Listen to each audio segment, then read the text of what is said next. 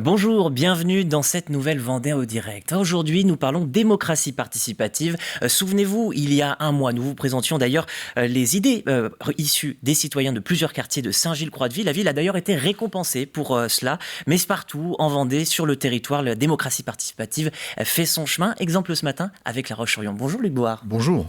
Alors, la première question, la démocratie participative, elle s'incarne dans deux grands événements, les assises de quartier et aussi Mon maire, mon quartier. Quel était le fonctionnement ? Alors les assises de quartier, c'est une décision que nous avons prise pendant la campagne des municipales 2020. C'est de dire, en fait, on parle beaucoup de démocratie participative. On ne sait pas trop quoi mettre derrière ces mots. La démocratie, on voit bien ce que c'est. Il y a des élections, elles s'expriment, des gens sont élus, ça c'est la démocratie. La participation, c'est compliqué. Parce qu'on ne peut pas demander aux citoyens de participer à toutes les décisions, sinon on ne s'en sortirait jamais. Donc on a essayé de trouver un autre système pour pouvoir interroger les citoyens. Nous avons donc lancé les assises de quartier, ça s'est déroulé sur un peu plus d'un an. Ça a été perturbé par le Covid évidemment, puisque nous voulions faire ça dès 2020-2021, on était obligé de décaler d'un an.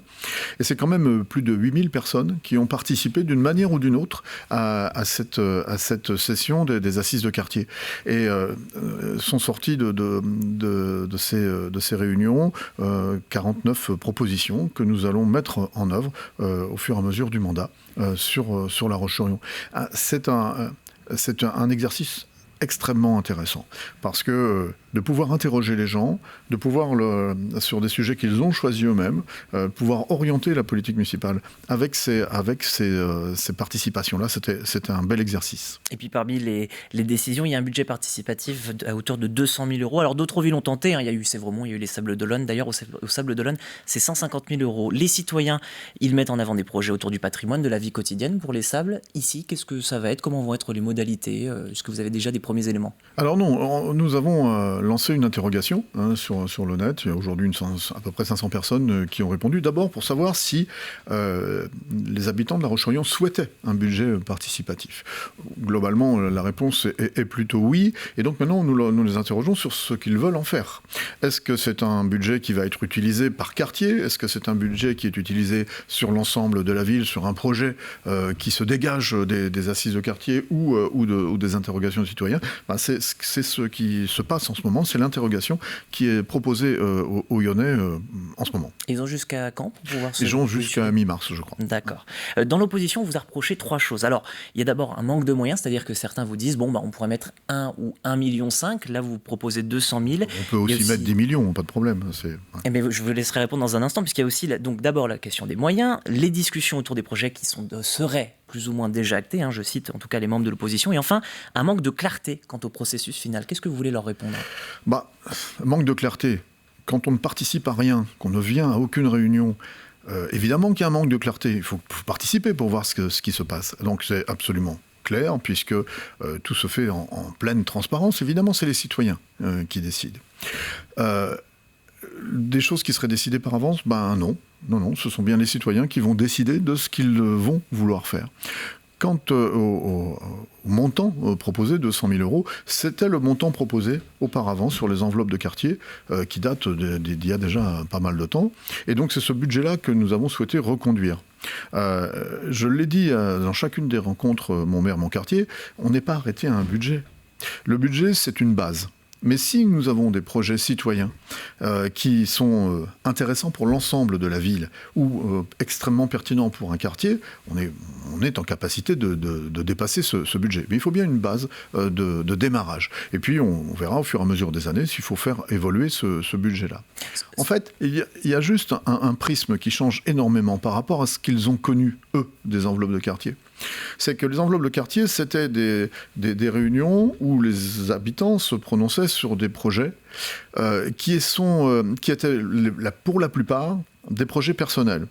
Un bateau devant la sortie de garage, un arbre à élaguer, et on était très loin de l'idée des assises de quartier ou du budget participatif où, en fait, on va plutôt vers un projet collectif. Et c'est ça qu'ils ont du mal à comprendre. On a changé de paradigme. On arrête de servir les citoyens un à un, et là, l'idée, c'est vraiment d'avoir un budget collectif pour un projet collectif. Et est-ce que c'est donc pour ça que vous aviez, parce que c'est ce qui vous a été reproché aussi, supprimé ces enveloppes de quartier? Alors, nous ne les avons pas supprimées à proprement parler, puisque nous les avons arrêtées au moment du Covid. Voilà. Et qu'en fait, la demande des citoyens était plutôt de repenser les choses. On voit bien que c'est un système qui avait été pertinent dans les années 90, début des années 2000, et qui s'essoufflait complètement, avec des participants qui étaient quasiment toujours les mêmes. La jeunesse était très peu représentée et un système qui s'essoufflait complètement. Et donc là, l'idée, c'est vraiment de redonner du souffle, redonner de la nouveauté, de rendre la parole aux citoyens. Vous proposez, nous étudions et nous mettons en œuvre.